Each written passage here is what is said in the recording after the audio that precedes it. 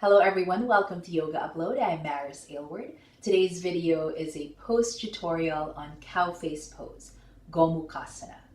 We'll go through the benefits of doing the pose, step-by-step process to get into it, some modifications you can do and props you can use to make the pose easier on the body, plus some other variations you can try. Cow face pose or Gomukhasana is considered an intermediate hip and shoulder opener. It's a great stretch for both your lower body and your upper body. You get a stretch in the ankles, the hips, the thighs, your chest, your upper back, your shoulders, and your triceps as well. Another benefit is with consistent practice, you can improve the range of motion in your shoulder joints and your hip joints. Also, Gomukhasana is a great pose to help prepare your body for other more intermediate and advanced poses, such as arm binds, like in your bird of paradise or bound side angle, and also other deep hip openers. This will also benefit you if you tend to sit a lot and there's some weakness and tightness maybe in the hip area and the upper body. This will also help improve your posture. Now let's go through the step-by-step process of getting into the pose. Beginning in your staff pose, Dandasana, we'll keep the left leg as your bottom leg, bend your right knee, cross the right foot over that left leg, and bring the inner thighs towards each other and work to stack the right knee on top of your left knee. Now lean slightly to your left to bring the left foot in. Keep both hips, both sitting bones rooted to your mat so the hips stay nice and even.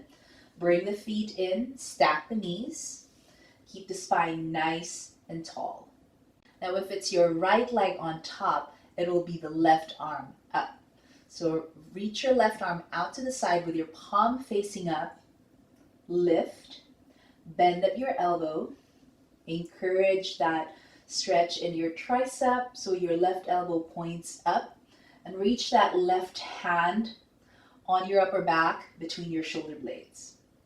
Your right arm will come out to the side, palm facing down. Bring the right arm behind you so that your right elbow is pointing down. And bring the hands as close to each other as possible. For some, you might clasp the fingers here. So see the elbows are pointing in opposite directions. Pull the shoulders back. Maintain that length in the spine, chin up, and breathe. Now, of course, that's easier said than done. A lot of us will have some issues or limitations in the hips and the shoulders. And so here are some ways to address those. If there's some tightness in the hips, one of the things you can do is to keep the bottom leg straight. You don't have to bend that bottom knee and bring the foot close to the hip. Another thing is if you find your pelvis tilting back, meaning your lower back is rounded, your spine is rounded, then you need to elevate the hips.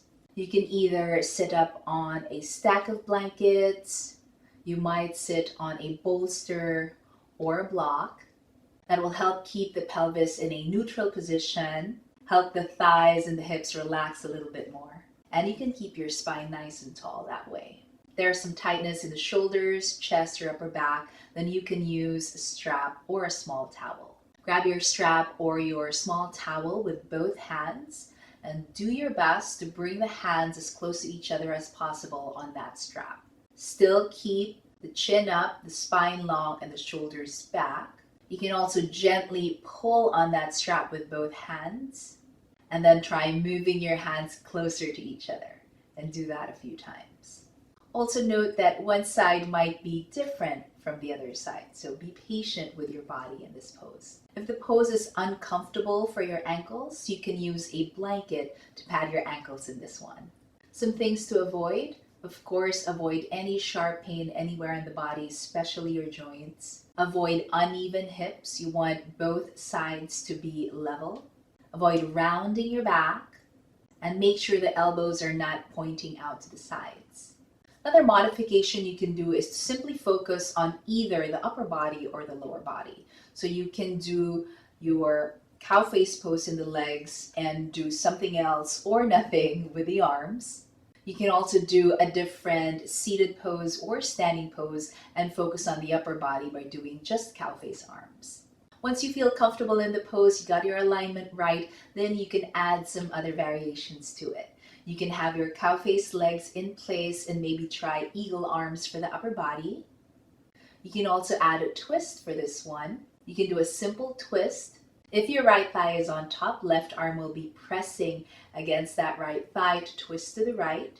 Or if prayer pose is accessible to you, palms together, left elbow on the outside of that right thigh. Actively press to deepen the twist a little bit more. To add more intensity to the stretch, you can also fold forward in your cow face pose. Keep the spine nice and long as you do this. Another great way to modify the pose and just focus on the lower body is to do a reclining cow face pose. That way you don't have to worry about keeping the spine nice and long, and you just focus on the stretch in your hips and your thighs. I hope that was helpful. If you have any questions or other requests for pose tutorials, please write that in the comments below. Thank you so much for joining me today, and I'll see you next time. Bye.